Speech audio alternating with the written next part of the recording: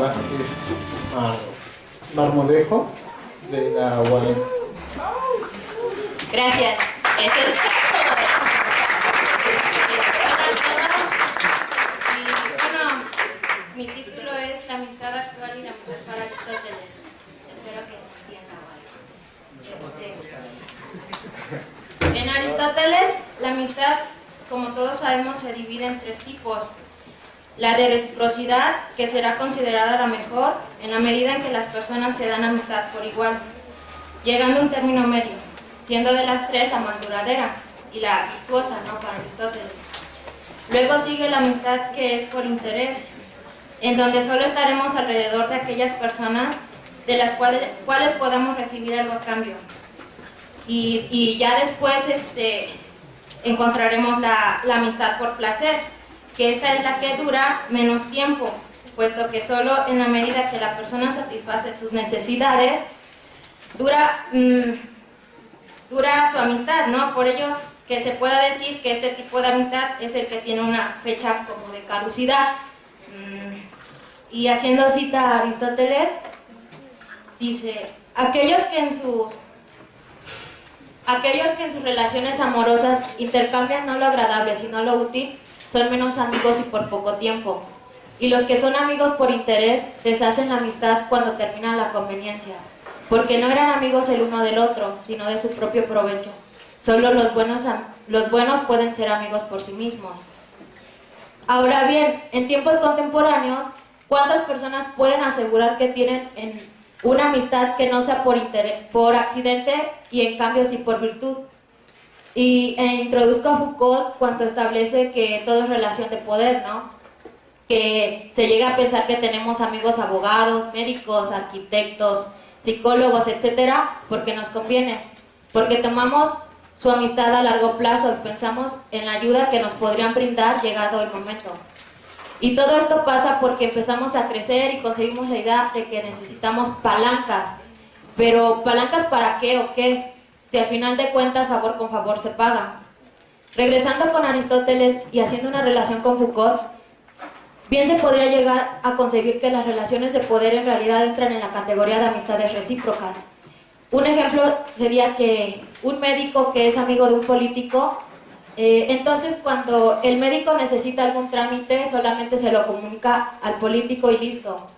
Asimismo, el político, si necesita alguna receta o chequeo rápido, se lo pide al médico y solucionado el problema. Se puede pensar que esto es una amistad de reciprocidad, ya que se están ayudando recíprocamente uno al otro, ¿no? Pero en realidad su amistad no es más que por interés, porque ¿qué de virtuoso hay en hacerle una receta médica a aquel que me facilitó un trámite burocrático? En este caso no se intercambió más que papeles, y en una amistad virtuosa se tiene que intercambiar tanto aprendizaje como amor. Por otro lado, si desde pequeños adquiriéramos la idea de que la amistad no es solo lo que podamos recibir de la otra persona en sentido material, o si nos formáramos la idea de que la amistad no solo dura los años de primaria, secundaria o cualquier tipo de formación que tomemos durante algunos años, y más bien adquiriéramos la idea de que la amistad es lo que nos une con otra persona, porque en ella me veo a mí, y porque con la otra persona la amistad fluye en la misma medida, que no hace falta hablar, inclusive podríamos pasar largos tiempos en silencio y sabríamos que todo está bien, podríamos ir y venir de los mismos lugares y jamás aburrirnos. Si este tipo de amistad se nos diera a conocer, por muy romántica o cursi que suene, nosotros consideraríamos en gran medida la amistad virtuosa y no sería una cosa de moda o de interés. Haciendo cita a Aristóteles, dice: la amistad perfecta es la de los hombres buenos e iguales en virtud, pues en la medida en que son buenos, de la misma manera quieren el bien el uno del otro. Si en tiempos actuales trasladáramos el quieren el bien el uno del otro a un quieren el like el uno del otro, ¿tendríamos amistad virtuosa en Facebook? Pienso que en Facebook puede haber de todo menos este tipo de amistad, ya que por un lado estamos repletos de personas que muchas veces ni conocemos y al mismo tiempo estamos alimentando nuestro morbo por saber lo que publican otras personas, para terminar quejándonos de ellos. Entonces, ¿en qué momento podemos decir que se está dando una amistad en donde aprendemos del otro o en donde queremos el bien del uno para el otro? Haciendo cita nuevamente, No es posible ser amigo de muchos con perfecta amistad, como tampoco estar enamorado de muchos al mismo tiempo. Pues amar es como un exceso, y esta condición se orienta, por naturaleza, solo a una persona. No es fácil que muchos, a la vez, agraden a la misma persona, y quizá tampoco que sean todos buenos para él. En cambio, por utilidad o por placer, es posible agradar a muchos, porque muchos son los que están en estas condiciones, y tales servicios requieren poco tiempo. Evidentemente, las redes sociales nos permiten estar en comunicación con personas que se encuentran lejos, o enterarnos de lo que acontece en el mundo. Pero igualmente solo estamos haciendo uso de una amistad por interés o utilidad, puesto que entra en un lapso de tiempo y concluye. Al contar con una cantidad enorme de amigos, no podemos brindarle tiempo a todos, y siendo sinceros pensamos seguir teniéndolos como amigos porque no sabemos cuándo nos puedan ser útil su ayuda. No pienso en una cantidad específica de personas para que sean nuestros amigos. No se trata de tener 4, 10 o 20 amigos solamente. Más bien se puede contar con varios grupos de amigos. Lo que importa es que convivamos con ellos y en el momento en que estemos con ellos nos sintamos en un estado de amistad mutua y hasta cierto punto de agrado y bienestar. Por ello mismo que es imposible decir que en las redes sociales contemos con X cantidad de amigos. Más bien deberíamos decir que son conocidos. Hoy día la palabra amistad está demasiado gastada y malinterpretada, pues con el trabajo y las tareas pendientes a lo largo del día es difícil que lleguemos a concretar una plática amena con un amigo, puesto que para seguir teniendo una amistad se necesita de tiempo y dedicación con el otro. El problema radica cuando se nos vuelve más sencilla la técnica de platicar por Facebook que el hecho de darnos cita, salir y hablar con los amigos.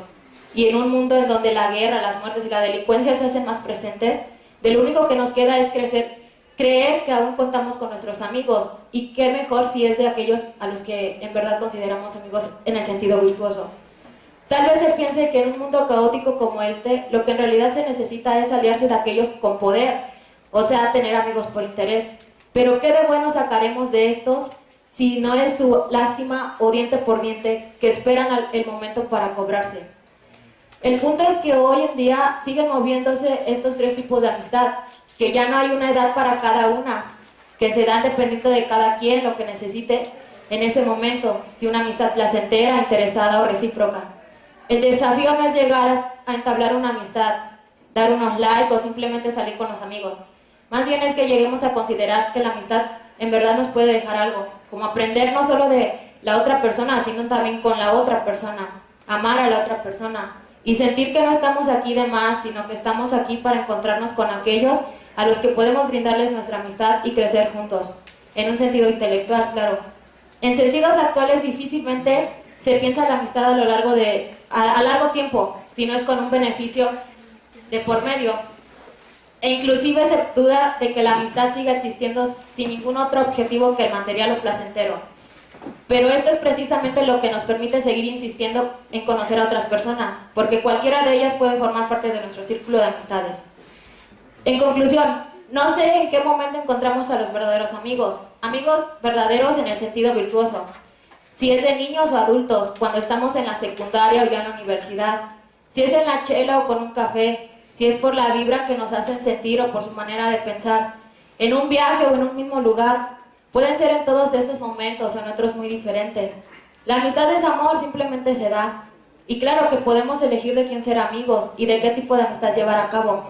Pero esas personas que llegan para quedarse, y mejor aún, que llegan de la manera menos prevista, y hacen hasta lo imposible por ayudarnos, aun cuando sabemos que ya no queda otra solución, estas amistades son las que en verdad apreciamos, las que nos dejan marca y un conocimiento nuevo sobre lo que es tener amigos, tanto en esta época como en los tiempos de Aristóteles. Que amigos habrá muchos y de todo tipo, pero aquellos amigos que te apoyen y te amen por lo que eres y no por lo que tienes, se dará una amistad virtuosa entre estos. Gracias.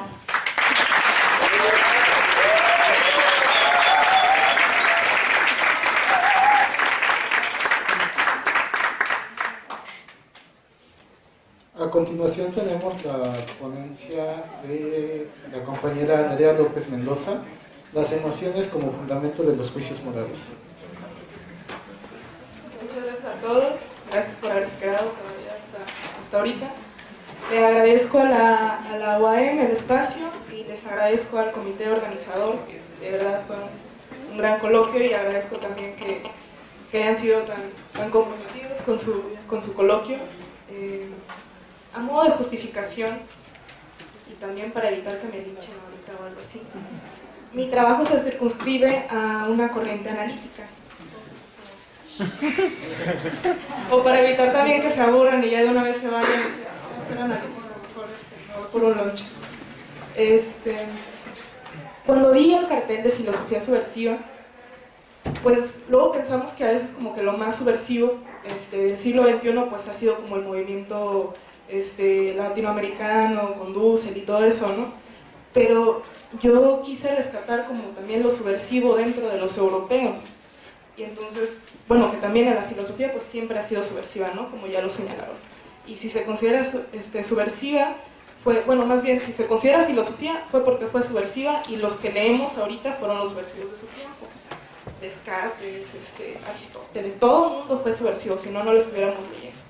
Entonces, bueno, recordar ahorita también que lo subversivo pues sigue surgiendo, ¿no? Y todas las corrientes nuevas pues se oponen a las anteriores.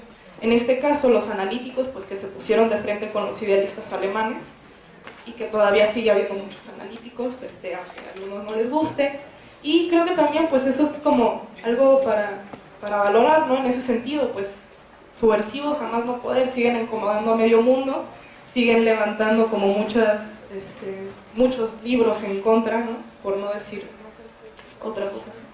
Entonces, bueno, pues voy a leerles mi trabajo, si me lo permiten.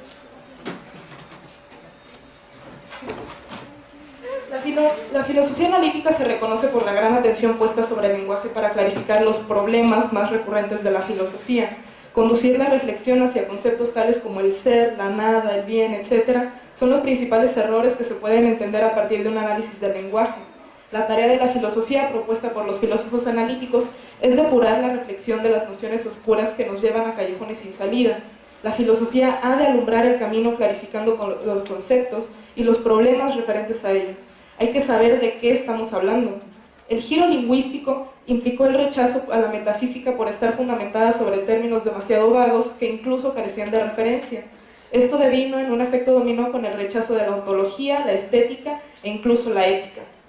Sin embargo, muchos analíticos salvaron estas disciplinas desarrollando teorías adaptadas a este paradigma. La ética analítica se representa en 5 vertientes, a saber, el intuicionismo, el positivismo, el emotivismo, el performativismo y el descriptivismo. Yo voy a continuar con la exposición del emotivismo. Sin duda alguna, David Hume es el antecedente principal para la teoría analítica que se consolidaría siglos después. Su distintiva crítica a la inducción tuvo consecuencias en la ética y el autor terminó por evidenciar que era un error a nivel argumentativo transitar del ser al deber ser. El primero solo describe la realidad cuando el segundo la valora. Lógicamente no hay una regla que legitime tal inducción. La gran pregunta que resuena es de dónde proviene ese deber ser. Hume contesta que el lenguaje valorativo atiende a lo que el individuo siente, esto es, que la moral es un sentido intrínseco que es natural a todas las personas, o al menos a la mayoría de ellas, y que se manifiesta en un juicio expresando la aprobación o desaprobación de un hecho. Una frase de su autoría podría ser la más representativa de su teoría moral, a saber que, cito, la razón es y solo debe ser esclava de las pasiones y no puede pretender otro oficio que el de servirlas y obedecerlas, fin de cita. Hume indica con esto que la base de la moral son las emociones. La razón juega un papel secundario en la justificación o en el refuerzo de aquellas. Este sentido moral intrínseco es dirigido por la simpatía y la utilidad común. Esta postura fue continuada por muchos filósofos después de Hume, aunque fueron los más quienes atendieron al error inductivo, buscando una salida desde teorías completamente diferentes a la alternativa presentada por el filósofo escocés. Siglos después, cuando la filosofía analítica vio la luz, la ética humeana fue retomada con mayor fuerza por la corriente emotivista, quizá con un mayor acento en Stevenson, pero sin duda rescatada por todos aquellos que fundaron esta nueva postura. La corriente emotivista comienza por Maurice Schlick, quien fuera también el fundador del Círculo de Viena. El diálogo se puede distinguir en su libro Fragen der Ethik, publicado en 1930, pero no es tan explícito como Alfred Ayer, quien verdaderamente elaboró y justificó una completa teoría emotivista en lenguaje, verdad y lógica, escrito 6 años después del libro de Schlick, en donde afirma que los conceptos éticos no tienen referencias empíricas y por ello no contienen sentido fáctico, pues tirando al catre todo, ¿no? Con esto ella propone que lo que hay en los juicios éticos no es tanto información sobre un hecho, sino más bien la expresión de un sentimiento o una emoción de quien emite el juicio. Solo se refiere a la aprobación o desaprobación de tal hecho. Tanto Schlick como Ayer se mantienen en el marco del neopositivismo lógico, atendiendo quizás a la ética desde una postura negativa en donde se trata dicha disciplina como una parcela separada del ámbito cognoscitivo, pues según esta corriente no conocemos la realidad a través de la ética, no ampliamos nuestro conocimiento ni lo comunicamos. Con el neopositivismo, la ética había sido descartada de los problemas o las reflexiones por atender, considerándose como algo más de lo que no se puede hablar. Sin embargo, muchos filósofos que estaban de acuerdo con estas determinaciones aún continuaron preguntándose por la ética como aquello inmanente al mundo. La teoría emotivista en ese momento resulta de la admisión de la normatividad positivista, que aún busca, quizá por curiosidad, entender qué es la ética y cuál es su función. Con Ética y lenguaje, escrito en 1944, Charles Leslie Stevenson construyó una teoría emotivista desprovista del modelo positivista imperante en la filosofía analítica. Encara la ética sin condicionamientos y pretende esclarecer la situación en la que está inmersa. El punto de partida es el desacuerdo, pues es a raíz de este que los problemas de la ética personales o interpersonales tienen lugar. El autor distingue como base dos tipos de desacuerdo, de creencias, creer que P, o de actitudes, que dice, cito, son la oposición de aspiraciones, exigencias, preferencias, deseos, etc. Fin de cita. Teniendo este último una presencia distinguida en el campo de la ética que ha sido ampliamente ignorada. El lenguaje moral se expresa bajo juicios y definiciones en donde siempre están presentes el significado descriptivo, definido como una disposición a producir procesos mentales cognitivos, cita de Stevenson, y este es precisamente el punto de ruptura con los positivistas, pues el filósofo estadounidense abiertamente expresa la separación y a modo de crítica puntualiza la omisión de muchos filósofos que han considerado que bajo la ética no se encuentra ninguna actividad de índole cognoscitiva. Por otro lado, también señala que está presente el significado emotivo, entendido como la disposición de un signo de expresar y provocar emociones o sentimientos. Quizá la aportación más destacada de este autor es la introducción a la ética de esta noción con la que observa los términos éticos a través de este lente. Esto implica la distinción de los dos tipos de significado que a su vez no están completamente separados, dado que un término ético actúa en la unión de ambos. El significado emotivo implica que dichos términos funcionan principalmente como una manifestación de emociones o sentimientos de quien emite un juicio. La acción no se describe, se califica.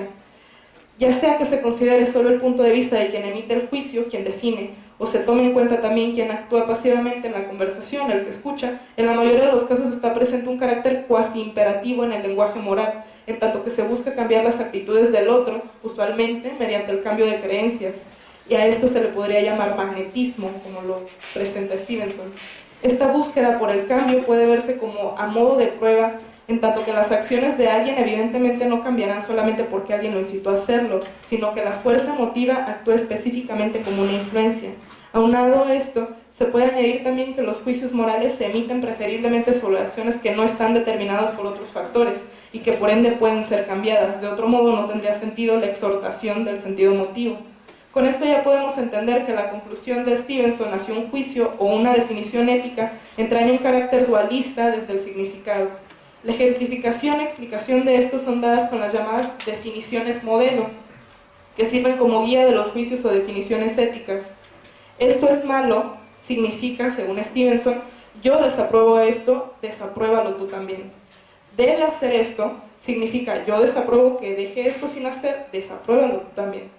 Esto es bueno, según Stevenson, significa yo apruebo esto, apruébalo tú también, o yo apruebo esto y quiero que tú también lo apruebes.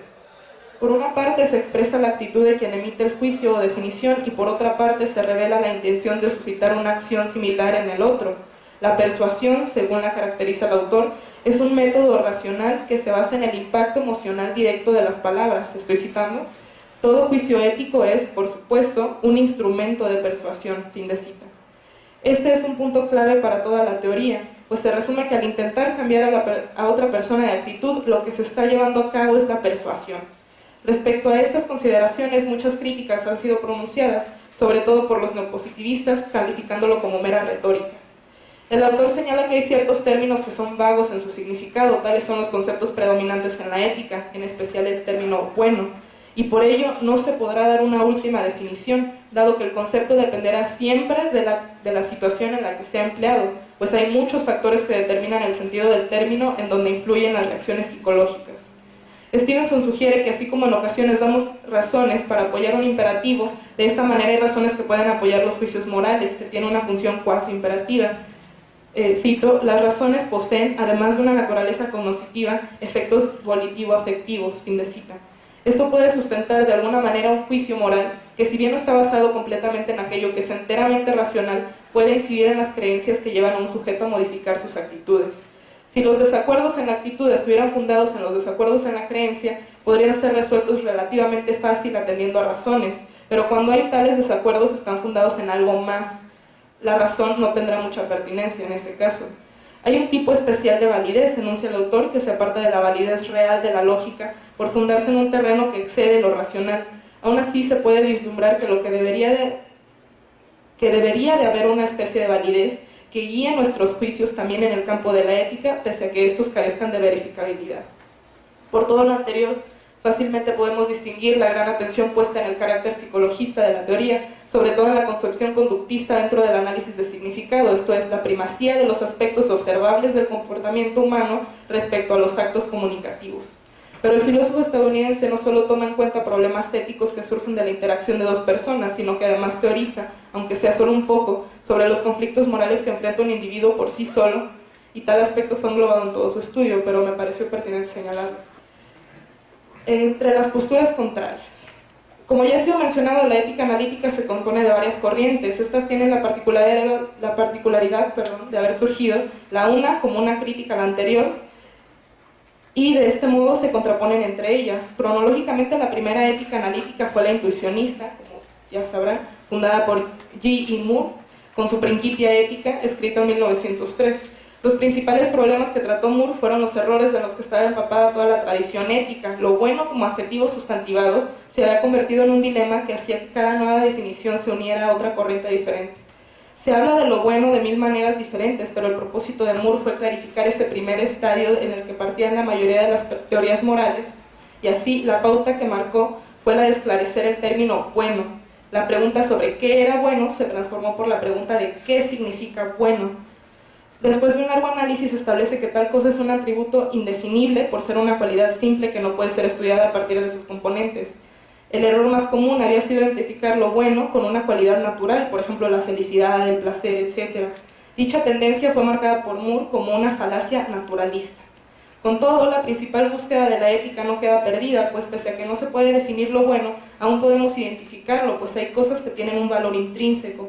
La capacidad de discernir entre lo correcto e incorrecto se explica a través de una intuición, una muy especial que es propia de la moralidad y que sirve de fundamento a los juicios morales. Tal intuición es de índole cognitivista. Según la teoría de William David Ross, la intuición moral es distinta en todas las personas, pues esta depende de la formación que se haya inculcado. Los intuicionistas supondrán, pues, que las propiedades morales están contenidas de algún modo en acciones, para luego afirmar que las personas de buena formación podrán distinguirlas. Después de estos intuicionistas, quienes defienden la facultad humana de reconocer lo bueno o lo incorrecto de los hechos, siguen siendo varios personajes. Un ejemplo es Mark Hauser, un biólogo evolucionista que propone un innatismo similar al chomskiano rescatado en cuestiones morales.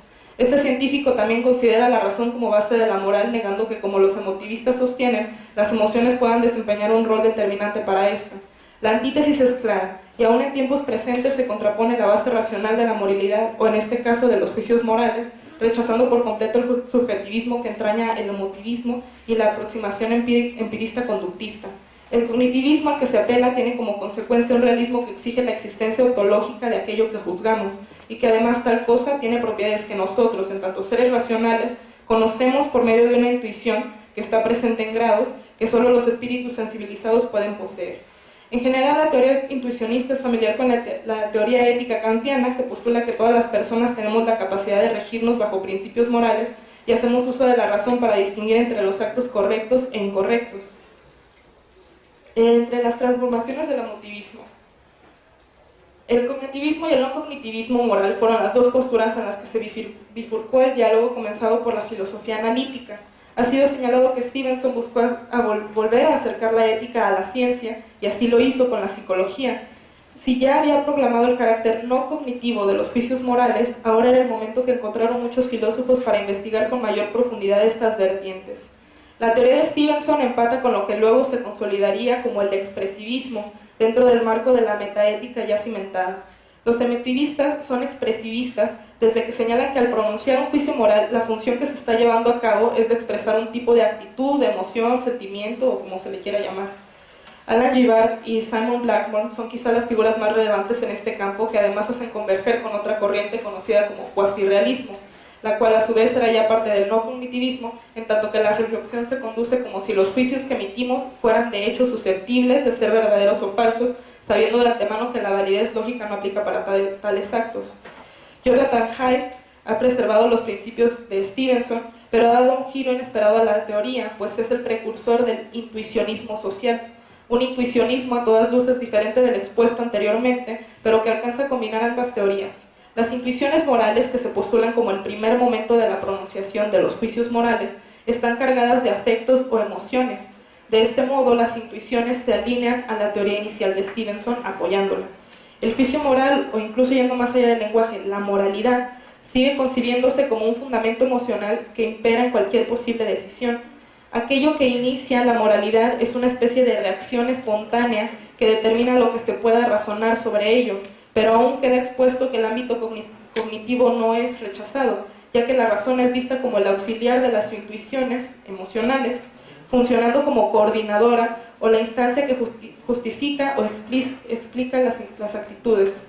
La postura parece más una regresión a Hume que una nueva visión del problema, pero algunos científicos, tales como Joshua Green, en conjunto con otros, llevaron a cabo un estudio de resonancia magnética funcional, o fMRI, como se dice en inglés, en la que la buscaban las partes del cerebro que se activaban, o no sé cómo decirlo, pues las partes del cerebro que empiezan como a funcionar más cuando una persona enfrenta un dilema moral. Y los resultados han apoyado la teoría de que las emociones son determinantes para la posesión de la moralidad y consiguientemente de un razonamiento moral. Y ya a modo de conclusión, para finalizar, el clásico debate de racionalistas contra empiristas ha sido descubierto en el lenguaje entre intuicionistas y emotivistas, unos abogando por la razón imperante en la fundamentación de los juicios morales y los otros manifestando que son las emociones las que están antes que la razón. Las conciliaciones con las que se creía que ciertas disputas habían quedado cerradas se ven ignoradas por los nuevos viejos argumentos que siguen los mismos caminos que se han transitado en la tradición filosófica y que ahora salen de esta para permear otras áreas de conocimiento, en este caso la psicología y la biología, entre otras. Todo apunta a que la dirección del diálogo sigue viciada por las clásicas concepciones que determinan el pensamiento crítico y propone un nuevo modo de plantear las cuestiones fundamentales que no condicionen las respuestas y que da paso a finales excluyentes. Evidentemente este trabajo se inclina hacia la postura de los sometivistas, que ahora tienen como exponentes a científicos de diversas áreas que siguen tratando de apoyar esta hipótesis. Sería ilusorio pretender que una sola teoría puede comprender todo el fenómeno moral. No se trata de decidirse por la razón o las emociones, pues es evidente que ambas tienen una importancia incuestionable, pero si buscamos aquello que está en la base, la materia prima a partir de la cual se pueden construir lo demás, asentiría junto con los teóricos emotivistas al decir que las emociones o actitudes, sentimientos, afecciones o como se quiera analizar, son los que están por debajo de los castillos reflexivos. Todo esto circunscrito en los juicios morales. Quería hacer la acotación. Gracias.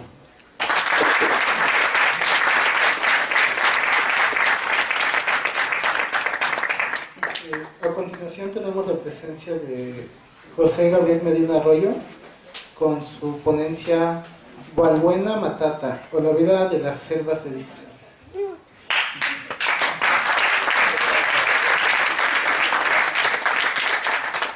El presente trabajo es el resultado de haber estudiado a Thoreau durante un semestre, entonces me parece que Thoreau tiene una propuesta bastante subversiva de manera ética, y de entrada es eso. Luego si continuamos, me parece que Thoreau, bueno, yo hasta que tomé ese curso yo no lo conocía, no sé quiénes hayan oído hablar de él, es bastante como desconocido. Sí, se le considera de tercera o cuarta categoría. La colección de Gredos que está saliendo ahorita jamás lo va a pensar cómo ponerlo. Entonces, Por robar. Justamente este hecho de que no sea de la primera línea, me parece que es lo que debemos de retomar. No estoy hablando o negándole la importancia a todos los grandes filósofos de la primera gran línea, pero debemos de involucrarnos con aquellos otros de tercera, cuarta línea, para poder introducirlo y combinarlo junto con pues, los grandes pensadores, ¿no? Y de entrada yo estoy partiendo de una noción de filósofo que puede no ser la tradicional. Estoy siguiendo a Thoreau y a Onfray. Onfray dice que en la antigüedad se propone una definición sencilla del filósofo que yo hago mía. Se trata de una actividad reflexiva y de meditación que da lugar a una existencia en consecuencia. En un sentido bastante parecido, nos dice Thoreau que ser un filósofo no consiste meramente en tener pensamientos sutiles, ni siquiera en fundar una escuela, sino en amar a la sabiduría hasta el punto de vivir conforme a sus dictados una vida sencilla, independiente, magnánima y confiada. Estriba en resolver algunos de los problemas de la vida, no solo desde el punto de vista teórico, sino también práctico. Meramente lo mismo, resolver la filosofía aquí, resolver los problemas prácticos y no quedarnos en nuestros castillos, en las nubes, creo yo. Entonces, así es como yo llegué a titular esto como Walbuena Matata o La vida en las selvas Disney, que es un juego de palabras del libro de Thoreau, Walden o La vida en los bosques, junto con Hakuna Matata. Me parece que el Hakuna Matata de Timón y Pumba, expuesto en la película... Sí, no te rías. Justamente esto es algo que me parece importante. El sistema nos ha hecho creer que algo como el Hakuna Matata es para niños, es un cuento, es un cuento infantil. Entonces se trata de retomar aquello que nos dicen, no, eso es para niños. Lo agarras, lo extraes y lo planteas de manera seria. Me gustaría que al final ustedes puedan estar de acuerdo en que lo intento plantear de una manera no tan absurda, ¿no? Entonces, el Hakuna Matata de Timón y Pumba nos sirve para entender el libro de Walden de Thoreau. Entonces también nos ofrece aparte una contribución bastante significativa, meramente centrándonos en el asunto del Hakuna Matata. Olvidemos la opresión que había sobre las hienas y la revolución que hizo Scar, o la crianza homoparental que tuvo Simba. Me estoy basando solamente en el Hakuna Matata, ¿no? Así es que me estoy basando también en el Rey León 1. El Rey León 3 no existe para mí porque podría llegar a negar todo lo que yo estoy diciendo, porque lo que yo estoy haciendo es llenar los huecos. Donde hay huecos, meto a Thoreau para que se puedan combinar de una manera bastante saludable. Entonces Rey León 3 no existe, ni el 2. Y Timón y Pumba, en la Reunión 1, han dejado atrás lo que pudiera conocerse como civilización en el contexto en que ellos se desenvuelven, ¿no? Han decidido dejar sus vidas y hacerlas en la selva, alejados del reino de Mufasa, de la sabana, que recordemos, Mufasa le dice a Simba, todo lo que toca la luz es nuestro reino. Y si bien Simba se pregunta por las tierras que se encuentran en la oscuridad, es decir, la zona del cementerio de elefantes, la selva, donde viven Timón y Pumba, se encuentra aún más alejada y ni siquiera se puede ver. Eso me parece ampliamente significativo. Entonces ellos se encuentran allá, más allá del cementerio de elefantes donde viven las hienas y de cualquier otra autoridad que se le puede intentar imponer sobre de ellos, ¿no? Ninguna otra jurisdicción más que la naturaleza misma. Una especie de microcomunidad resistente, o diría Onfray, que este tipo de microcomunidad resistente es una sociedad que se separa de la sociedad en la sociedad, es decir, creas una nueva sociedad, niegas la autoridad que existe ahí y te aíslas.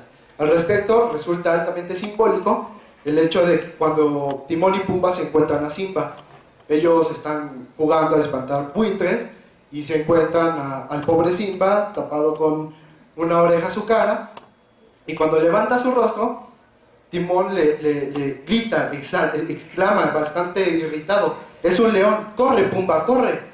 Pero esto no se puede entender solamente en el hecho de, nos va a comer, sino en un sentido podemos ocuparlo como analogía con el encuentro entre Alejandro Magno y Diógenes, el perro.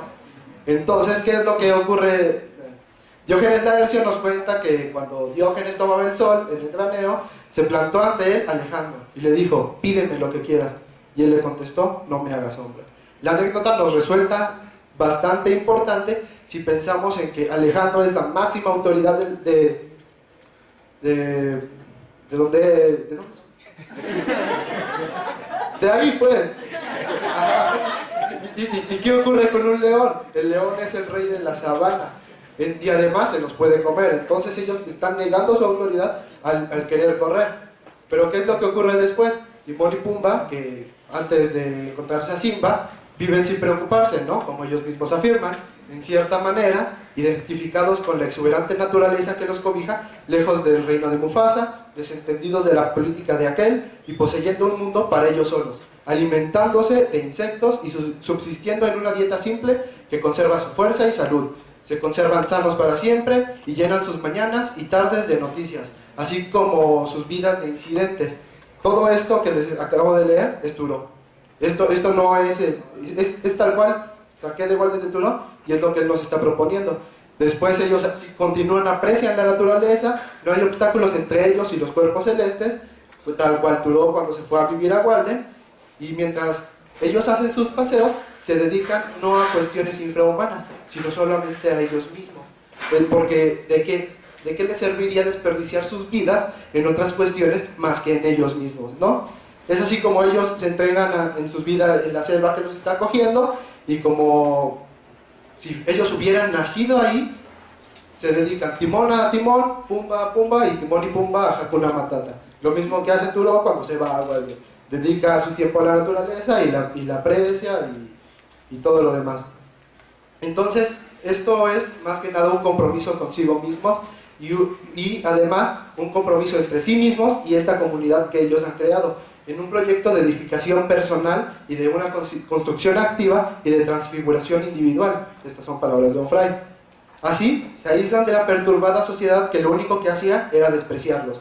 ¿Y qué hacen cuando se encuentran con un joven Alejandro tumbado y moribundo en el desierto? Fácil y subversivo, lo llevan a la selva. No solamente niegan su naturaleza como ley, sino que lo invitan a formar parte de esa nueva naturaleza, le presentan una nueva ley y a él le encanta.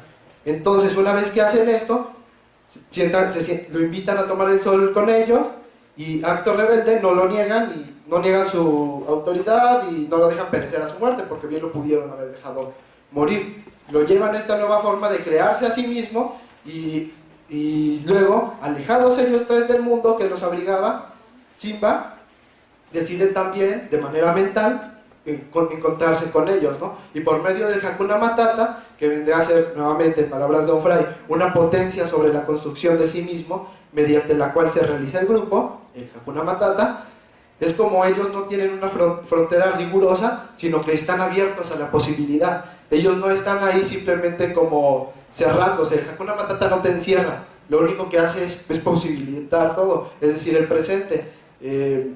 Thoreau habla sobre que debemos de ser como colibrís del presente, no debemos de negarnos al presente por otras actividades que no disfrutaríamos. Thoreau mismo, cuando estaba en Walden, admite que sabía que tenía que estudiar, tenía los libros ahí y no lo hacía por ir a ver la naturaleza, y estaba ahí solamente en un completo tiempo de ocio. Bueno, y en este acto de autocreación solo es posible dándole la espalda al mundo. Lo niegas, te aíslas y te plantas desde ahí. Y es así como dice Thoreau, no es hasta que nos hemos perdido, en otras palabras, hasta que hemos perdido el mundo, que empezamos a encontrarnos a nosotros mismos y que nos damos cuenta de dónde estamos. Es decir, que perderse y encontrarnos en aires extraños te permite encontrar a ti mismo para saber cuál es el camino correcto.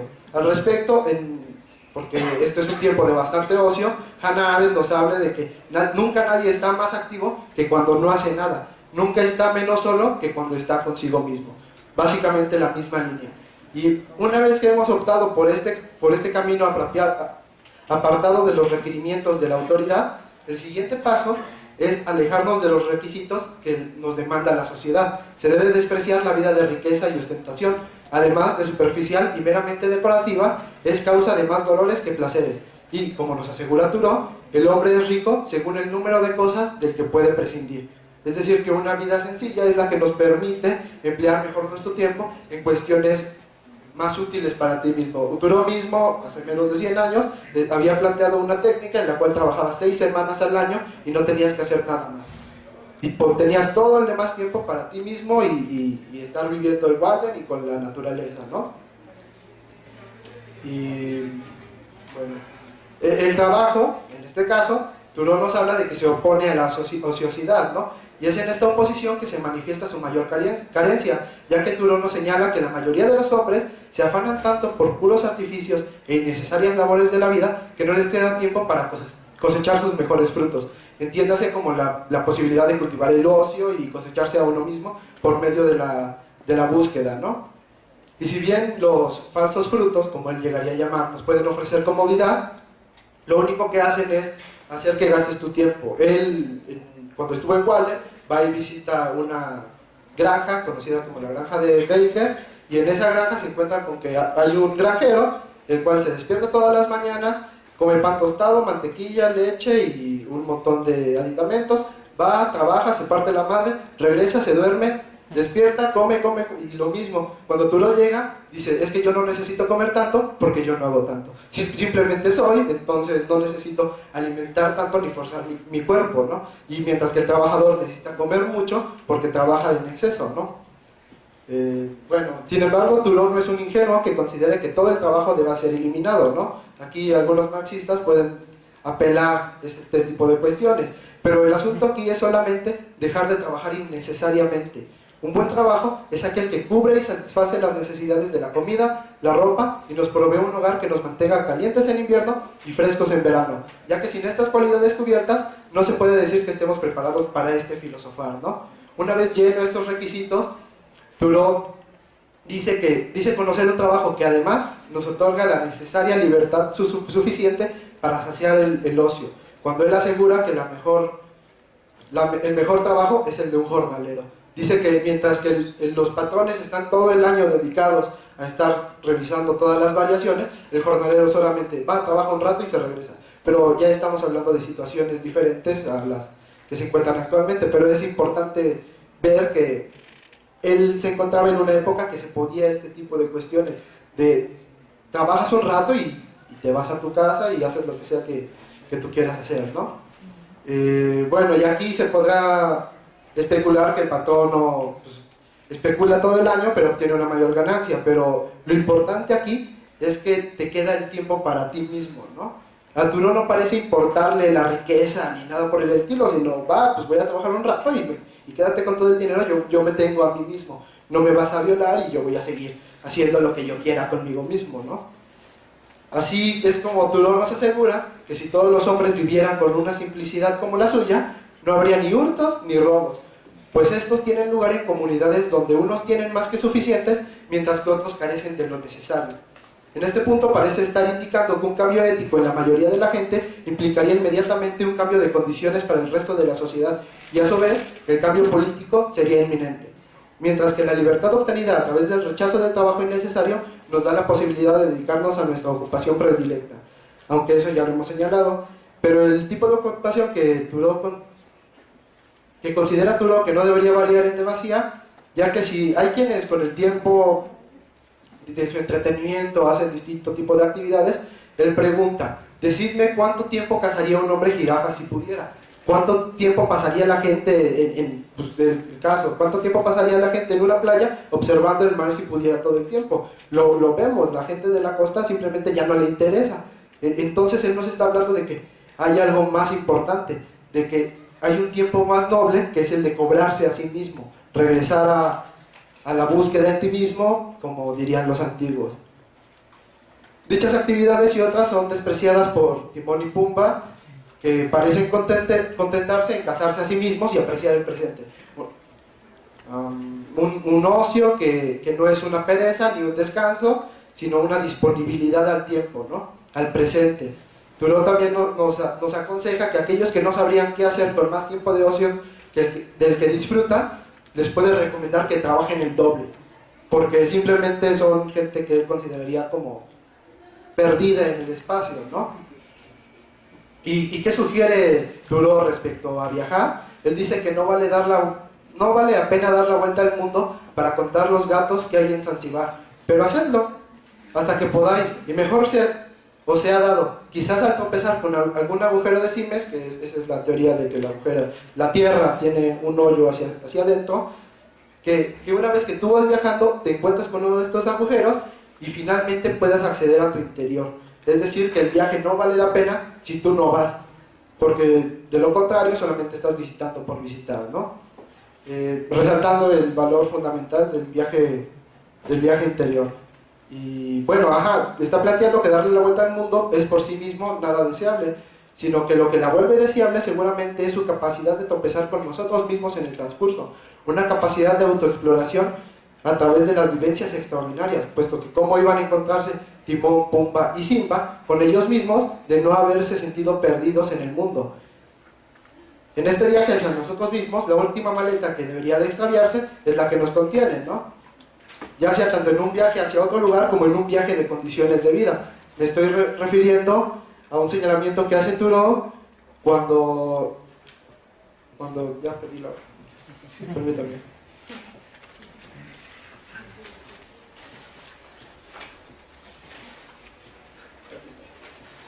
Cuando nos advierte que si nos fuera conferida toda la riqueza del Creso, nuestros objetivos deberían seguir siendo los mismos, al igual que en esencia nuestros medios. Es decir, si hoy a mañana te haces rico, simplemente no deberías de tener otro tipo de deseos, sino los mismos, te mantienes, ¿no? Y luego de vivir ellos en la selva solos, Timón y Pumba, y sin ánimos de hacer este escrito o una narración de la película, se encuentran ante la oportunidad de ofrecer una resistencia directa. Algo que Thoreau no aprobaría, porque él fue el que escribió el texto de desobediencia civil, de la cual Gandhi y otros tantos pacifistas se apropiaron. Pero él, recordemos que exalta mucho la capacidad de John Brown, de sus convicciones. Si tú tienes convicciones en lo que haces, vale la pena. Nada más como para abreviar y para terminar esto, John Brown era un liberador de negros que lo que en una buena ocasión hizo fue tomar armas, agarrar un grupo de negros y querer huir al norte. Recordemos que Thoreau formaba parte de este grupo que ayudaba de manera clandestina a que huyeran los negros. Luego de esto, John Brown hace la cosa más estúpida, que es tomar armas y salir y quererse ir como si no pasara nada. Llegan, lo matan, lo acribillan y todo sale mal. Pero Thoreau nos recalca que a los negros les importa mucho más y les parece más significativa la actitud que tuvo John Brown que aquellos que se conforman con tener una opinión y decir, pobres de los negros, y que ahí termine todo, ¿no? Y pues yo creo que con eso terminaría porque ya me tardé mucho. Gracias.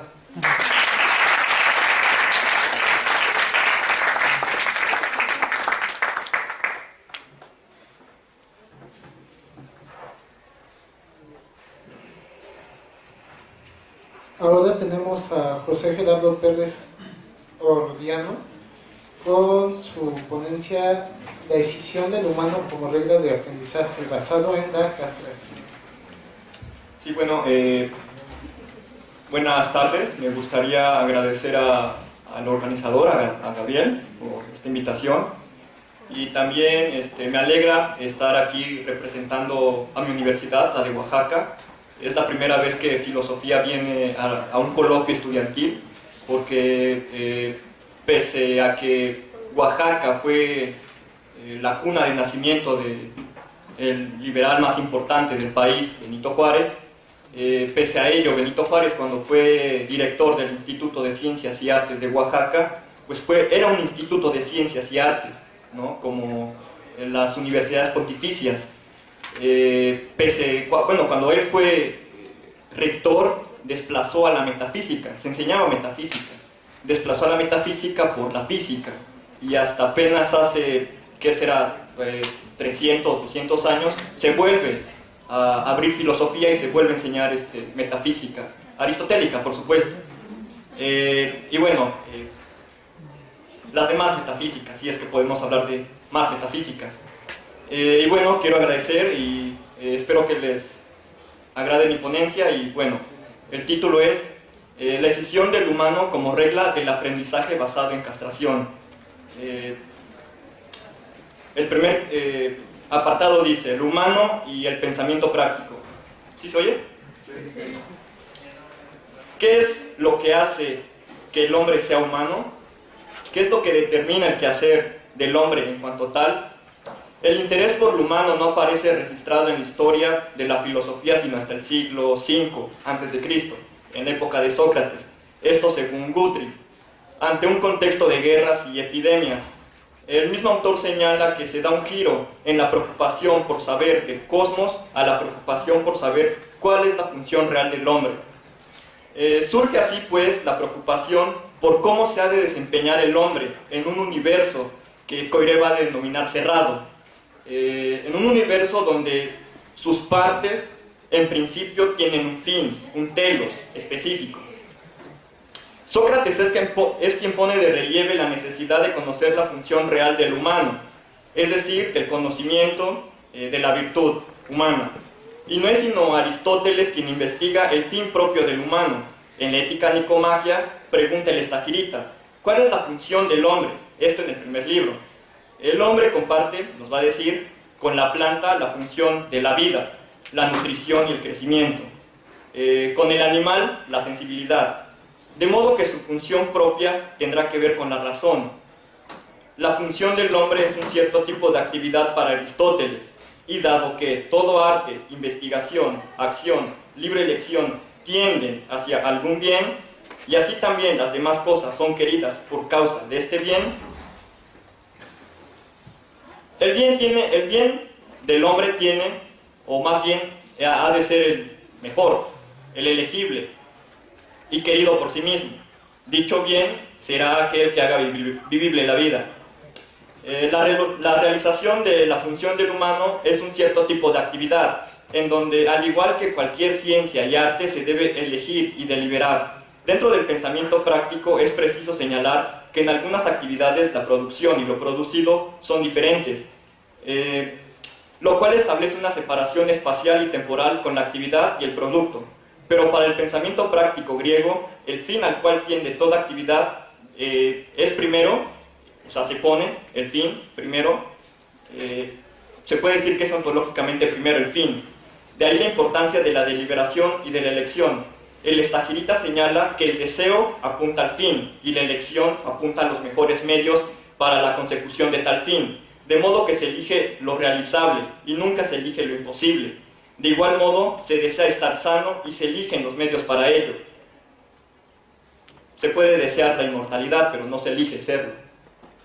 Lo va a decir. Puesto siempre primero el fin, se investigan, deliberan los medios adecuados para alcanzar el fin. Posteriormente se eligen los medios más eficaces. La deliberación, al igual que la elección, no pueden someterse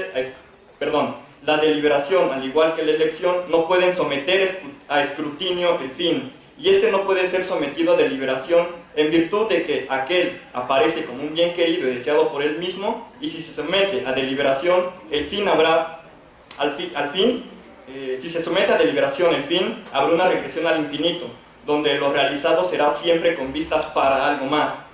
En la ciencia y el arte, el fin se encuentra separado temporalmente de los medios. Y en el hombre, en su quehacer práctico, su fin no se haya separado. El mayor bien al cual aspira el hombre es la felicidad. El hombre feliz es el que vive y obra bien. El hombre se diferencia de la planta y el animal por su razón. Esta tiene dos capacidades diferentes, la científica y la ético-deliberativa. Y ya que no se puede deliberar sobre lo que no puede ser de otra manera, como el pasado o sobre las formas geométricas, el hombre para vivir y obrar bien debe adecuar su actuar, eligiendo siempre obrar de acuerdo a la recta razón. La felicidad es una actividad del alma de acuerdo con la virtud. Eso nos lo dice Aristóteles en el primer libro de la Ética Nicomaquia. El hombre en cuanto tal no conquista la felicidad, ni mucho menos su humanidad en este sentido. Únicamente la actualiza. Dicha actualización se da cuando él delibera que para ser feliz debe actuar únicamente debe elegir actuar de acuerdo a la razón, y eligiendo siempre actuar de acuerdo a ella, lo único que hace es actualizar lo que él ya posee. El obrar humano determinado por la razón es lo que lo hace humano. Su humanidad no se halla separada de él, y esta no es algo que esté hipostasiada o algo trascendente al hombre mismo. Así, lo deseado y el fin y la actividad conducente a él es una y la misma cosa. El hombre en su actuar libre, desentendido ya de las necesidades vegetales y sensitivas, actualiza pues su ser como humano, actualiza según la razón, sin defecto ni exceso, es actuar ya libremente, y ser feliz no es más que vivir según la razón, y vivir según la razón es vivir libre y felizmente. El segundo apartado dice libertad ajena. Los inicios de la separación del humano se gestan en la Edad Media, con las consideraciones sobre el hombre del judio-cristianismo. El judio-cristianismo considera al hombre un ser incompleto, en tanto caído o desterrado del paraíso. Según San Agustín, la voluntad humana no puede ya elegir lo bueno, pues ya está corrompida. Collingwood, en su obra La idea de historia, hace una muy buena consideración sobre el sentido de la historia, pues señala puntualmente que una idea de historia, tal cual la comprendemos en la modernidad, es imposible en la antigua Grecia, debido a su visión cíclica del mundo, que es aún más reforzada por el pensamiento parmenidio, el cual considera que lo que deviene, lo no permanente, y lo no es no cognoscible. El pensamiento metafísico de la antigüedad, en conjunción con la idea de que el cosmos es algo ingénito y en constante renovación, hace imposible una visión lineal del tiempo. Es con Aristóteles que el tiempo se problematiza. El pasado ya no es y el futuro aún no es. Entonces, ¿hacia dónde se vuelcan las acciones humanas? Si no puedo decidir sobre lo que no puede ser de otra manera, y aún más si no puedo decidir sobre lo que aún no es. Collingwood señala que la historia, en su comprensión lineal, es inaugurada por el judio-cristianismo. Los elementos principales de esta comprensión es la calidad caída del hombre. Sus buenas y dignas acciones provendrán de la gracia divina, y en algún momento vendrá el Mesías para instaurar de nuevo el paraíso, donde se presupone que el hombre volverá a ser libre y volverá a ser pleno. Lo humano comienza a romperse. El hombre, bajo esta comprensión, no actualiza su existencia en el presente. La verdadera existencia humana está en el futuro. Y si Dios murió, entonces ni siquiera existe algo así como lo humano, ni ningún valor absoluto que le pueda servir de asidero para su actuar. La expresión palpable de la escisión del humano ocurre en los siglos XVI y XVIII, con la aparición del contractualismo liberal. En esta época, la comprensión judio-cristiana del hombre y el mundo no son censuradas, son enmascaradas bajo la rúbrica de lo secular. Y en efecto, la riqueza de los valores conceptuales religiosos pasan a manos de la institución civil. Locke dirá que el hombre por naturaleza es incompleto, tanto moral como intelectualmente. Esto porque Locke, en el estado de naturaleza, prefigura ya una ley natural, que es la del respeto de la propiedad inmediata del otro. Sin embargo, el filósofo inglés reconoce ya la presencia en el estado natural, la fragilidad del humano, un estado de enfermedad. Cito a Locke, nos dice: aunque la ley natural es clara e inteligible para todas las criaturas racionales, los hombres, sin embargo, cegados por sus propios intereses y por no haber estudiado dicha ley debidamente, tienen tendencia a no considerarla como obligatoria cuando se refiere a sus propios casos particulares. Es el tratado sobre el segundo gobierno civil. Es evidente que el hombre no puede tender ya a lo bueno, a la ley natural, porque está cegado por su voluntad enferma. Lo que se ha de perseguir con la formación del Estado es la seguridad, que en realidad es inseguridad de que no se cumpla lo pactado. Y lo pactado es el respeto de la propiedad del otro. La función de la ley es el control de la pasión y libertad ilimitada del hombre. El fin del Estado y el gobierno es, mediante el control y la limitación de la libertad humana, la preservación de la propiedad. Pero no solo eso, sino que esta también debe incrementarse, la propiedad. El propósito de la introducción de la moneda es que ningún bien sea estéril, porque lo estéril para Locke es imperfecto, recordémoslo. Y la moneda surge esa imperfección. Ahora, la preservación e incremento de la propiedad refuerzan la idea lineal del tiempo judio-cristiano, del fin, del telos, del Estado, el cual se encuentra en el futuro. El hombre está desarticulado, se desarticula con cierto tipo de política y ética.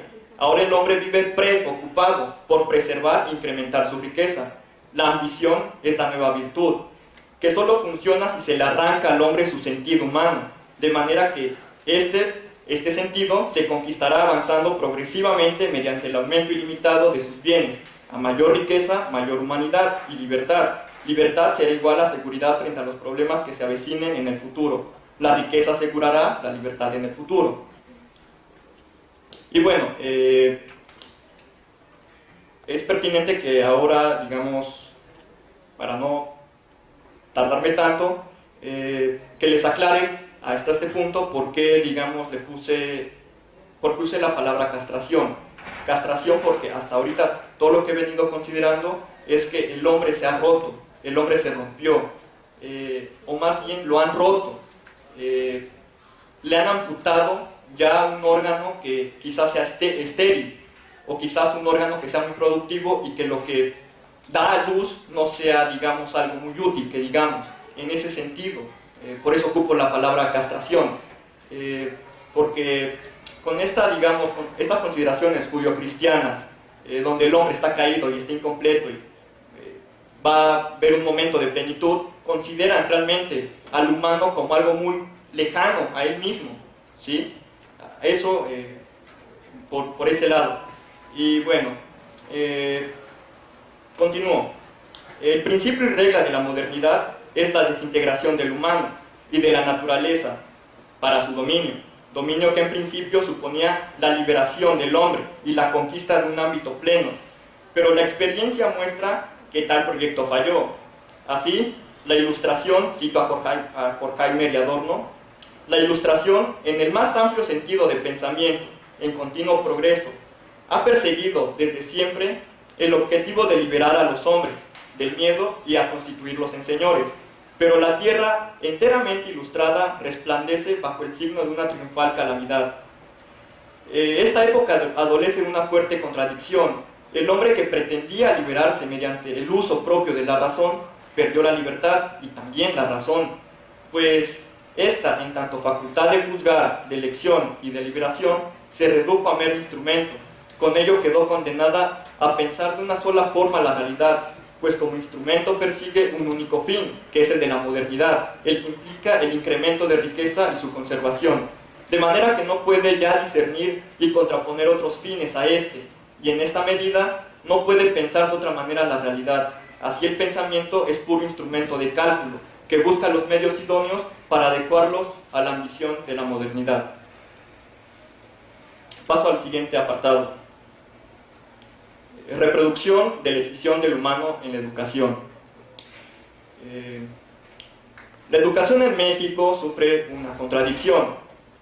La Ley General de Educación Mexicana, en el artículo 7º, en sus 8 primeras secciones, señala que la educación, en tanto laica, ha de promover el desarrollo del individuo y su plenitud, el desarrollo de sus facultades cognitivas, de observación, análisis y críticas, el fortalecimiento de la nacionalidad y la soberanía, el respeto a la pluralidad étnica mexicana, la práctica de la democracia para la toma de decisiones para mejorar la sociedad, promover el valor de la justicia, la igualdad y la paz, fomentar actitudes que estimulen la investigación e innovación científicas y tecnológicas, su aplicación y uso responsables, impulsar la creación artística y difundir los valores de la cultura universal. La ciencia en sí no pervierte al hombre, pero preguntemos si acaso lo hace mejor en tanto humano, o más bien lo actualiza como humano. La educación mexicana es contradictoria en virtud de que, en teoría, intenta promover una educación que forme humanos de verdad, que no están escindidos de su fin, es decir, de su humanidad, y sin embargo los aleja progresivamente de aquel fin. Y esto encuentra su máxima expresión en el trabajo. La educación específicamente técnica, laica y secular olvida que la ciencia le debe mucho a la comprensión lineal del tiempo instaurada por el judio-cristianismo. Cito a José Emilio Pacheco. Nuestros libros de texto afirmaban: visto en el mapa de México, tiene forma de cornucopia o cuerno de la abundancia. Para el impensable año 2000 se auguraba, sin especificar cómo íbamos a lograrlo, un porvenir de plenitud y bienestar universales, ciudades limpias, sin injusticia, sin pobres, sin violencia. A nadie le faltaría nada. Las máquinas harían todo el trabajo. El paraíso en la tierra, la utopía al fin conquistada.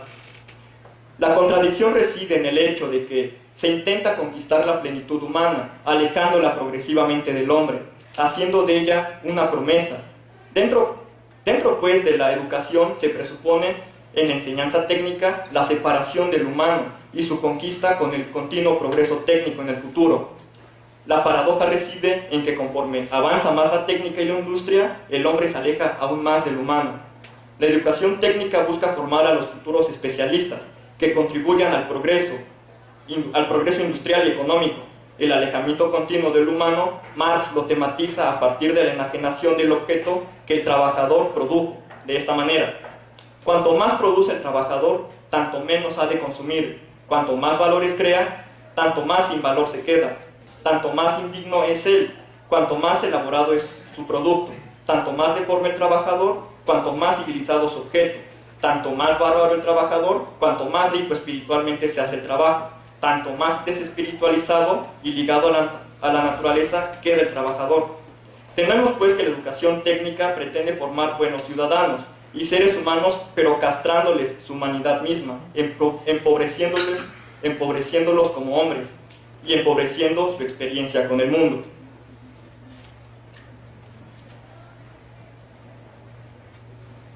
La ciencia, la economía y la modernidad, en este sentido, son católicos, no solo porque se apoyen supuestos judio-cristianos y los encubra con la etiqueta de lo secular, lo inmanente o lo mundano, sino que la ciencia y la economía tienden a ser universales.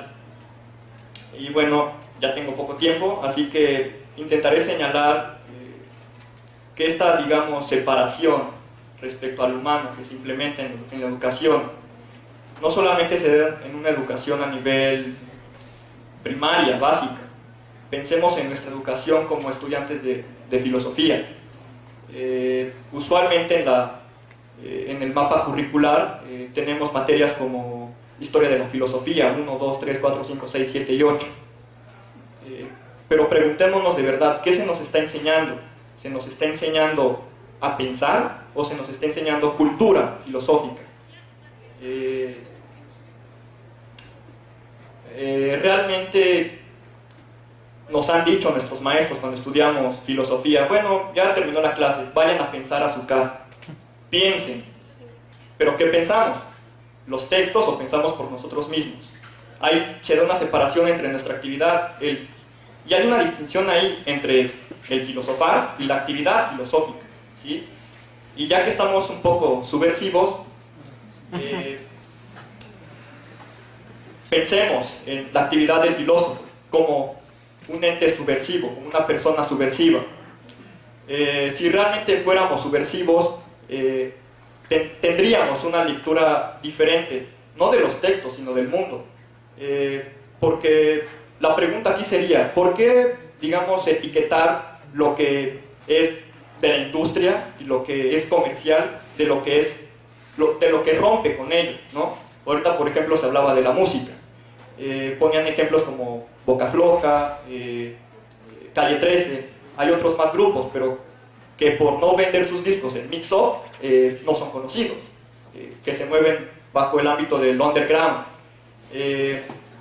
¿Por qué no subvertimos como filósofos los contenidos de lo que va apareciendo? ¿Y por qué no solamente, no digamos, no es que esa música o esas películas que produce la industria comercial son simplemente artilugios de la modernidad? ¿Por qué no las leemos de una manera diferente?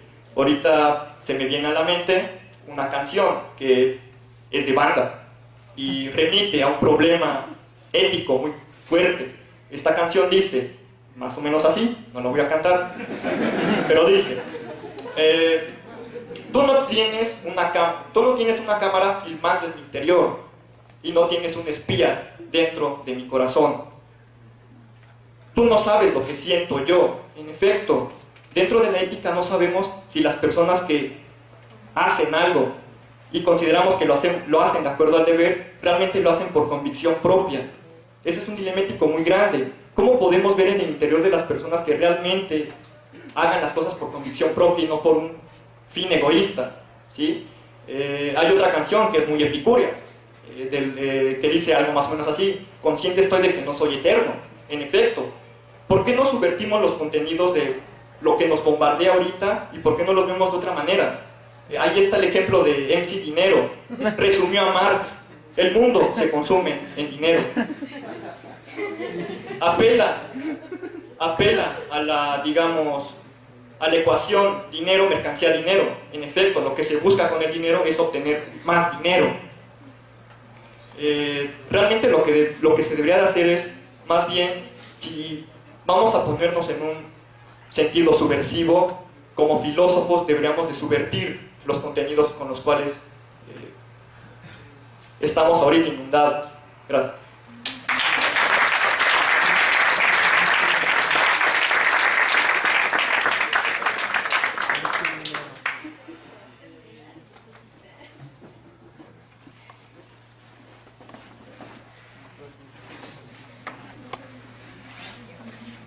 Comenzamos con la ronda de preguntas y respuestas.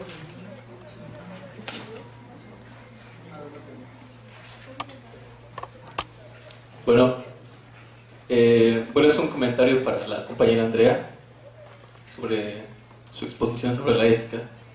Si entiendo bien, presentas el método de la filosofía analítica como una subversión contra el idealismo alemán. Y creo que sí, la historia de la filosofía nos lo ha mostrado así. Pero me llama la atención que solamente hables de la ética como algo que se juega en el plano de lo que se puede comprobar o que no se puede comprobar. Es decir, que el lenguaje tiene relación con el mundo. Y yo quiero apelar a Wittgenstein porque él nos da, creo que, muchas herramientas, no para resolver, sino para problematizar esto más. Dice él que existen cosas, pero no se puede hablar de ellas, sino que se muestran. Entonces, yo diría, justamente en el Tractatus, ¿por qué no pensar la ética justamente en un plano de esta manera? ¿Y por qué seguir todavía con esto de que si se comprueba o no? O apelar a los apuntes de sus estudiantes en un libro titulado Lecciones sobre ética, psicología y creencia religiosa. Pensar la ética, y estarás de acuerdo que la estética también está en el plano de la ética, de algo que existe y se muestra, pero que justamente es el ámbito práctico el cual nos dice cómo funcionan estos. De ahí que el concepto de juego de lenguaje en Wittgenstein tenga mucho sentido. Pero bueno, no sé si me he explicado, ¿qué puedas decirme?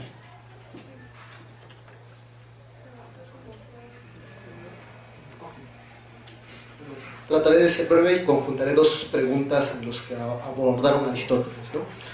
Una lectura muy noble, diría yo, es la que acaban de hacer, la cual no me convence, honestamente. Estoy pensando, es más, pensaría en la postura de Héctor Zagal, que efectivamente va encaminada a esa noción, como la noción virtuosa, que retoman no solamente Agustín, Tomás de Aquino, sino el propio Baltasar Gracián con la noción de virtud. Una guía política, diría. ¿Cómo contraponer porque parecería ser que el objetivo de la felicidad es político. Por eso el que sea un son político. ¿Cómo contrapondrían y le quitarían todos estos valores un tanto nobles? Y efectivamente, si lo que se busca la felicidad es la felicidad de la ciudad, ¿cómo contravenir este tipo de lecturas un tanto nobles que descartan este conflicto político, ¿no? La noción de la amistad como noción política? Respecto a José, si no me equivoco, a la noción de Turón, es una especie de anarquismo raro, me agrada, o sea, es una especie de resistencia a partir del trabajo. Él precisamente está cuestionando esta noción de la propiedad, ¿no? o del trabajo en sí mismo. Lo que yo le preguntaría es que esta visión un tanto ingenua, y vuelvo a lo mismo de la ingenuidad política, perdón que lo lleve al terreno político, pero creo que da mucho para eso, ¿no? Entonces, esta contranatura, este contraste, choque o contranatura de los animales que viven en comunidad, que parece una tesis un tanto utópica, parecería ser que no es sostenible en el realismo político, en la realpolitik, que no solamente va a establecer Smith, sino el propio Hobbes y el propio Maquiavelo, ¿no? Por así decirlo. Y con el caso de la analítica, que son los más rigurosos a niveles conceptuales, y creo que la analítica le dio mucha importancia a esto, un poco encaminado hacia la crítica que mencionaba. Efectivamente, el texto sobre la ética de Wittgenstein es interesante porque parece que abstrae estas nociones, estos contenidos morales, Sin embargo, parecería ser que tu tesis va encaminada hacia una noción determinista de carácter fisicalista, en el momento en que tú agobias por esta noción de psicologismo que efectivamente puede ser cuantificable en términos de veracidad, de corrección o error. Y me llama mucho la atención que no tomes esta noción contextualista, o sea, de los contextualistas, o sea, que hasta qué punto parecería ser que hay una carga intencional en términos de Brentano, con lo vas a mirar la propia Scombe o el propio CIR sobre las nociones, que hay una carga intencional en estos contenidos éticos, porque parecería ser que es una crítica precisamente al a priori kantiano y que curiosamente va a poner otra vez sobre la mesa el propio Hilary Putnam, ¿no? Y ya para cerrar mi pregunta, ¿hasta qué otro punto esto no es un regreso precisamente a una noción muy medieval? Entiendo que hay herramientas lógicas y conceptuales que no habían contemplado sus autores medievales. Sin embargo, Hilary Putnam, en su texto de Meaning of Meaning, señala algo muy semejante a esto, ¿no? Si las disociaciones semánticas se reducen no solamente a partes conceptuales, sino también a contenidos meramente pragmáticos o de estados mentales, que parece que en ningún momento los abordaste, porque efectivamente contradicen estas tesis Hummean de Hume un tanto de empíricas, ¿no? Nada más, por eso. Bueno, primero felicitarlos por la ponencia. A todos, la verdad aprendí bastante. Ya tenía mucho que no leía filósofos analíticos o empiristas, entonces, y pues fue una experiencia bastante rara volver a ver algo que, la verdad, soy sincero, nunca me agradó. Bueno, Gabriel, es que tu ponencia me recordó a los Merry Prankers, que eran una comuna hippie de Estados Unidos que pensaban exactamente lo mismo: vamos a drogarnos, pero al mismo tiempo vamos a expandir nuestra mente y vamos a ir así pues no vamos a esforzarnos mucho, pero vamos a vivir en comunas, y se dedicaban a vivir en Estados Unidos así en comunas, se iban viajando por varias partes pues así, Hakuna Matata tal cual. Y la otra, pues, es que luego, digamos, las comunas desde hace tiempo vienen existiendo, comunas así, Hakuna Matata, y pues es que yo, por ejemplo, luego me pongo a pensar, pues es que sí, o sea, Hakuna Matata, pero en el fondo, pues, por ejemplo, los que intentan hacer eso ahora, pues siguen viajando, no sé, pues en autobús, siguen viajando, incluso tienen algunos autos, o incluso llegan en lo mínimo, pero llegan a consumir, y siempre necesitan de alguien que haya preparado ese producto, de alguien que haya trabajado por ese producto, de alguien que pues tenga que sufrir el sol a sol porque ese producto llegue y tú puedas seguir ahí tu vida de Hakuna Matata. O sea, pues digo, y ahí es cuando, y por ejemplo, hablando de Michel Onfray, que lo venía citando hace rato, que le comentaba a Héctor de estos estudiantes que en el 68 fueron y le aventaron pedradas a la policía y que pedían el socialismo. Michel Onfray fue de esos, y que ahora creo que es un hombre neoliberal, que está a favor del mercado y todo eso. O sea, y digo, yo nada más comento eso, pero yo la verdad, o sea, me gustó tu ponencia, pero al mismo tiempo yo encuentro yo discrepo, la verdad. Yo sí no estaría de acuerdo contigo.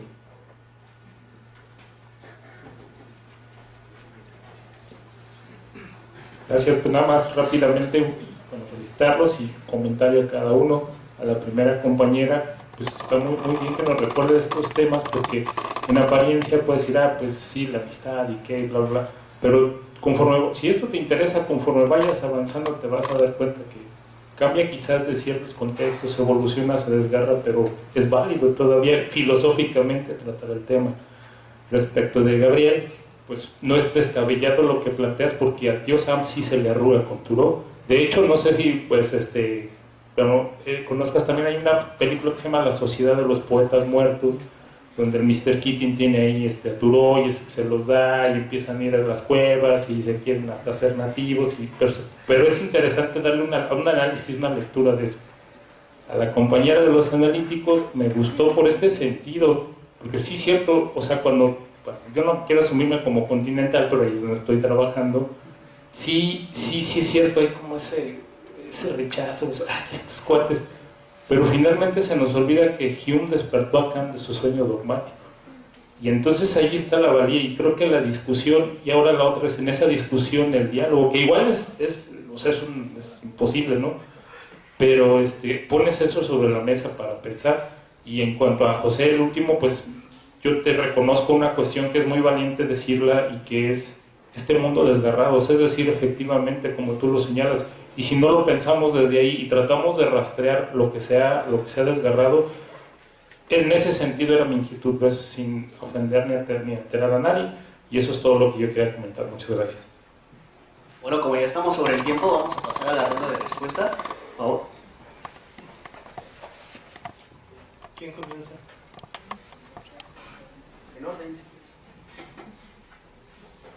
No sé si entendí bien tu pregunta, pero voy a tratar de responderla.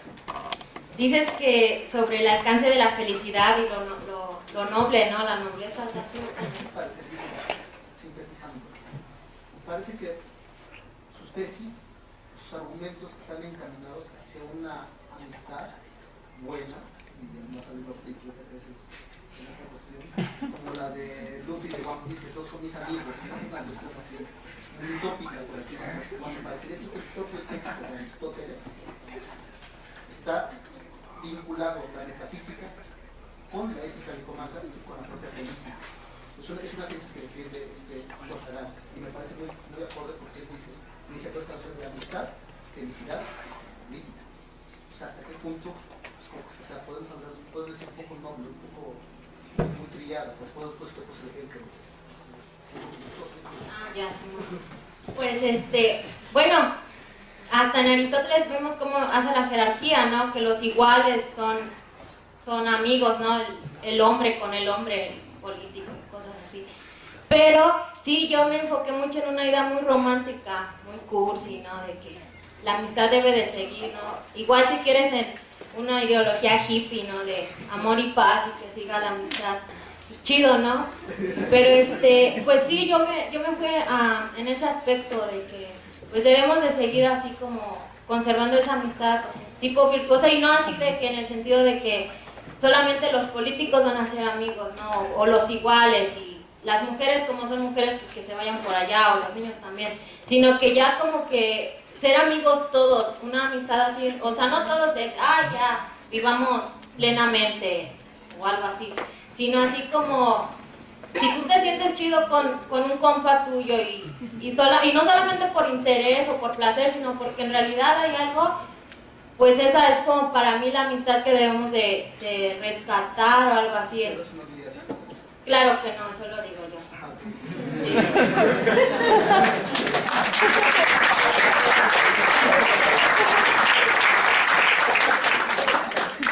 Sí, bueno, respecto a esta, digamos, lectura, como bien dices tú, noble, que lleguemos a ser todos muy buenos amigos y muy buenos ciudadanos, pues realmente hasta pensé que me iban a preguntar lo contrario. ¿Por qué te alejaste de la lectura, digamos, aristotélica, donde realmente el humano se cumple en la contemplación, ¿no? Y realmente lo que, ya no pude terminar, pero lo que realmente, a lo cual yo apuntaba, era una incitación hacia la tarea del filósofo. Si bien para Platón no le conviene una ciudad de filósofos porque no habría acuerdo alguno, pero sí una tarea donde el filósofo, y tenemos la evidencia, reclama que no se desplace la filosofía, ¿no? Y entonces las humanidades ya están de vuelta, pero no quieren enseñar. Y ahí hay algo que se llama, digamos, soberbia, ¿no? La soberbia del filósofo de no querer salir a la realidad. Y en esa medida, digamos, la incitación es invitar a los estudiantes o a los estudiosos o a los pensadores de la filosofía que salgan en este intento de volver a surcir lo humano, ¿sí? Y yo también no pensaba lo humano como algo, digamos, algo ya muy pleno, donde llegáramos a una utopía, donde, como tú bien dices, donde todos fuéramos amigos, ¿no? Realmente lo consideré como una tarea donde el humano se está desgarrando, donde realmente Aristóteles tiene una consideración del humano como aquel que no está desprendido de sí mismo, y realmente si nos ponemos aristotélicos, pues Aristóteles en alguna medida va a decir que la justicia, a diferencia de Platón, va a ser actuar de acuerdo a las circunstancias, y ahí se quita lo noble. Si viene alguien y te quiere asaltar, actúa de acuerdo a las circunstancias, defiéndete, ¿no? Y creo que ahí ya no sería tan noble esa lectura de la virtud, de que lo humano es lo totalmente noble o bueno. Y en esa medida te digo, para mí Aristóteles me funcionó en esa medida, para mostrar de alguna manera que en algún tiempo el humano no estaba escindido de sí mismo, ¿sí? Que el humano se actualizaba, no perseguía su humanidad, se actualizaba. La felicidad es una virtud del alma y una virtud es una actividad. No sé si respondí.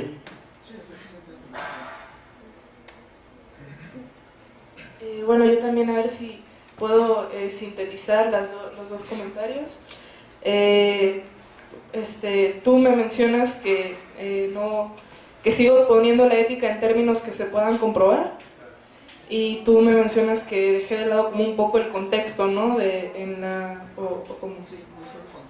Las tesis, por ejemplo, de los analíticos contextualistas por un lado, y por otro lado parecería ser que no estás entendiendo, parecería que estás descartando la ética como una especie de metafísica o entidad metafísica, por así decirlo. Porque al hablar de psicologismo, al hablar de esta noción empirista, pues parece que hay un fisicalismo. Cuando hablabas de neuronas, estos choques neuronales se reducen a un reduccionismo empírico, por así decirlo, fisicalista. Y lo que generaría, por ejemplo, los estados mentales son entidades que parecen ser metafísicas. Algunos postulados, por eso cité a gente como la propia Scombe, ¿no? Que es alumna de Wittgenstein y que aboga por esta noción de intencionalidad, tomando de ejemplo, sí, hasta qué punto estos actos que se presentan en el mundo tienen un contenido intencional, no meramente físico, por un estímulo físico, sino por un contenido mental, un ejercicio mental, un impulso metafísico, algo que efectivamente no van a considerar los empiristas. Sí, bueno, creo que sí me fui en la ponencia, como que me fui muy rápido o de tajo como en algunas partes, y sí, ciertamente no rescaté de pronto como... bueno, yo lo dejé en el lenguaje, ¿no? No fui como... Me parece también muy problemático y no tengo también como las bases, por ponerlo de algún modo, para aventarme ya a hablar sobre la ética como tal, ¿no? Entonces lo reduje y ahí sí fui muy reduccionista en los juicios morales, ¿no? Entonces cuando nosotros decimos que algo es bueno, y eso me pareció como muy interesante de Stevenson, por eso lo rescato y me estoy centrando casi nada más en su libro Ética y Lenguaje, ¿no? Que bueno, que también es como la compilación de ahí sus ensayos sobre ética. Entonces, sí, creo que me lo llevé como muy cientificista, y que también pues voy a seguir apoyando las tesis contrarias las tesis que están en contra de los analíticos, que luego son muy cientificistas, pues yo creo que también me fui por allá.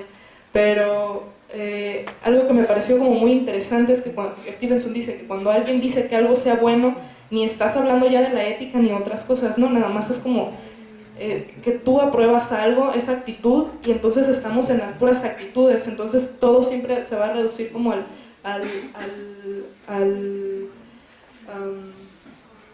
pues entre los se queda entre la persona que dice el juicio y la persona que lo escucha. Entonces nada más es como un afán como muy retórico quizá, ¿no? Cuando yo le digo a un niño decir mentiras está mal, no lo pienso como es que la virtud de la honestidad ni nada más quiero que el niño no diga mentiras aunque luego yo las diga, ¿no? Y a veces puede ser como tener un fin como muy utilitarista de decir, pues es que si el niño luego me dice mentiras, luego yo no lo voy a poder adiestrar, ¿no? Poniéndolo en un sentido como casi objetivizando al niño. Entonces ya no me importa tanto como la ética, y a lo mejor puedo ser como lo más inmoral del mundo, pero estoy pronunciando juicios éticos, ¿no? Entonces ahí como que se pierde el sentido como tan logicista de los analíticos, y al final todo se queda como en retórica, en una retórica perversa quizás, si se puede usar como malévolamente, de decir, o sea, cada que yo estoy exhortando a alguien, bueno, cada que yo estoy diciendo que algo es bueno, solo quiero como que la gente empiece a hacer lo mismo, ¿no? Entonces luego como ese magnetismo que Stevenson le llama, y creo que sí como que lo dejé muy de lado, lo puse muy chiquito. Entonces, bueno, nada, sí, agradezco mucho sus comentarios, perdón por no decirlo desde el principio, lo agradezco mucho y lo voy a tener como más en cuenta para acotarlo más. Muchas gracias. Espero haber respondido. ¿Respondí? Sí. Si me permite citarte a un Freud, porque considero que tu argumento es ad hominem y lo estás descartando solamente porque odias a los neoliberales, siendo que yo no estoy intentando retomar como que esa parte como una parte distinta. Bueno, Onfray mismo nos dice que debemos de vivir la vida que quisiéramos ver reproducirse en el caso improbable del eterno retorno nietzscheano. Entonces, no pueden hacer eso, los que son muy jodidos o están muy jodidos para poder hacer eso, son pobres y no tienen ni siquiera la capacidad para hacer eso. pero por eso se tratan como de microresistencias. Es lo que se intenta plantear. Vive la vida como te gustaría vivirla, ¿no? Y además, intentando como responder a ambos, Thoreau advierte que no todos deben de vivir como él. Incluso pasa con Timón y Pumba, que al final van y ayudan a Simba a que tome el tono y viven con él. Es decir, él dice que no se trata de todos vengan y sigan mi camino, sino que cada quien encuentre su camino. El punto aquí es buscar. Una vez que te encuentras a ti mismo y te buscas a ti mismo, pues ya encontrarás la manera correcta, como la que tú tienes o la que tiene cada persona, ¿sí me explico? Básicamente era eso. Yo creo que ya todos nos queremos ir, ¿no? Bueno, un fuerte aplauso a nuestros ponentes.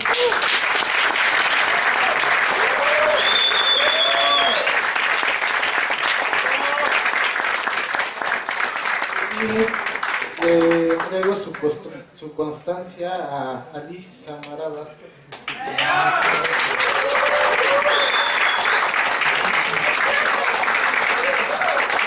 Su constancia a Andrea López Mendoza. ¡Bravo!